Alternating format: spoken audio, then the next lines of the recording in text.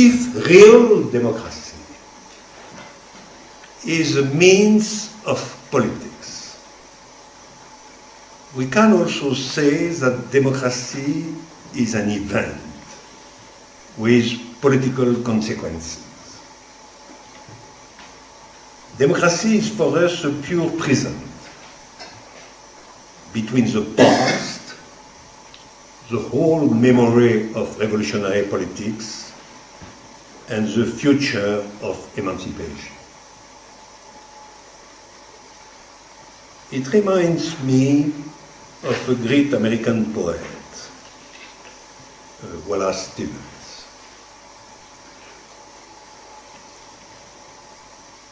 It's in an extraordinary poem, the title of which is Description Without Place.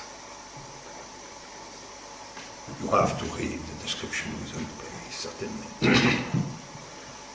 It's not easy. Description without place is for Stevens something like the definition of poetry itself. Poetry has to be a description, but precisely a description without the place of description.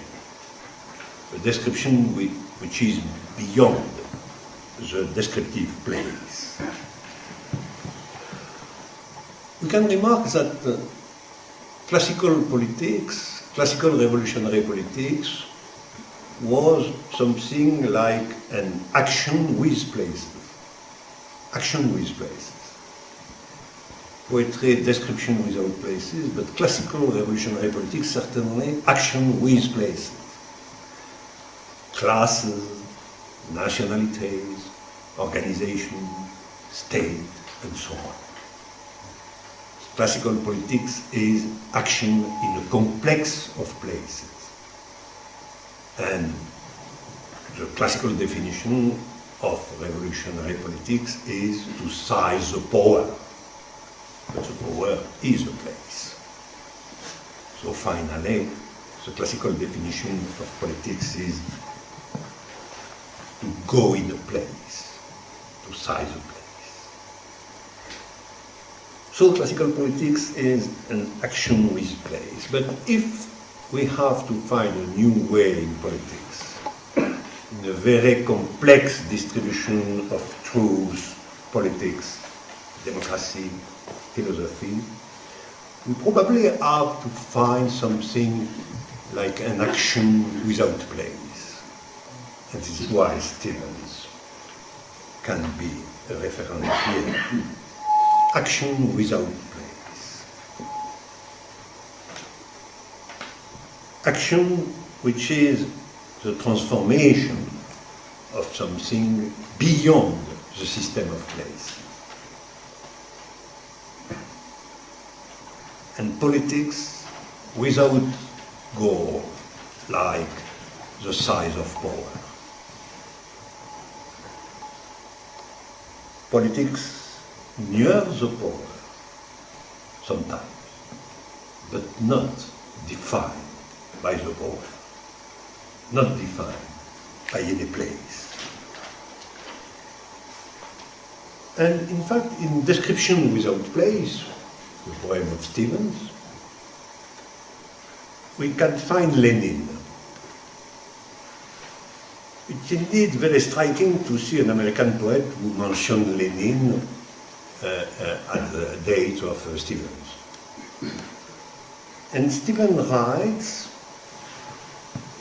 the eye of Lenin kept the far-off shapes. The eye of Lenin kept the far-off shapes. Lenin, for Stevens, is the man who keeps the whole revolutionary past in his mind, in his eye. Lenin sees the past, all the far-off shapes of the past. And that is probably the first dimension of democracy without place.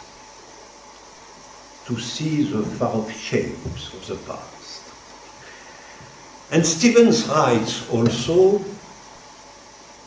what we say of the future must portend be alive with its own seemings. What we say of the future, it's not the past, it's the future. What we say of the future must portend be alive with its own seemings. And democracy is always something which is said of the future. And it is why it cannot be the classical definition of the democratic state.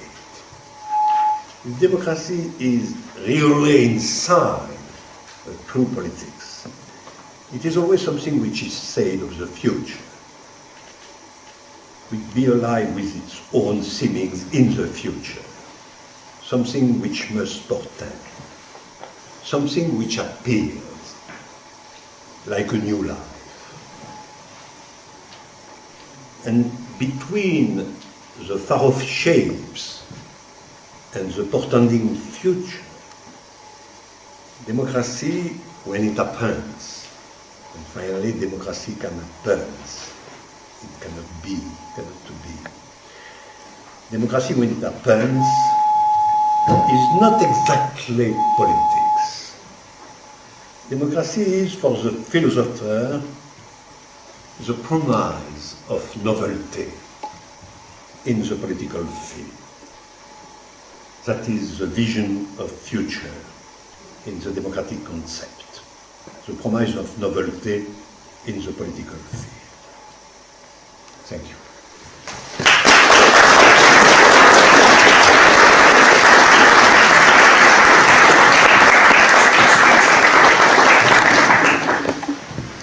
What happened to liberty? Somehow it came up in the beginning and was opposed to justice. And then we had to choose justice or liberty. And I refused this choice. Because I think only a certain kind of liberty is really something I have to choose. So we have to ask a little bit more, what is liberty actually? The liberty to or the liberty from? The liberty from is certainly the one who is opposed to justice. But the liberty to is actually asking for the necessity of justice. Liberty to justice. Yes. Yes. So you have subordination of liberty to justice. Yeah, but it's not. It's not a subordination. No, it's a subordination. That is your mathematical mind here. You know, in my phenomenological mind, they are merging. They are together. That is a new union of liberty and justice. Right. The subordination would never really be liberty because there's always the idea of revolt in there. The subordinate can come up one day and say, I want to be number one here. But in my phenomenological view, as looking at the phenomenon itself, it is clear that a justice without liberty would, as a liberty which agrees to it, which that is our liberty to agree to it, would be totally empty. You know, there is no fun, no joy in it. Then it would be this necessity of obligation, you know, which is not the same. That is, the obligation is the burden they put on us.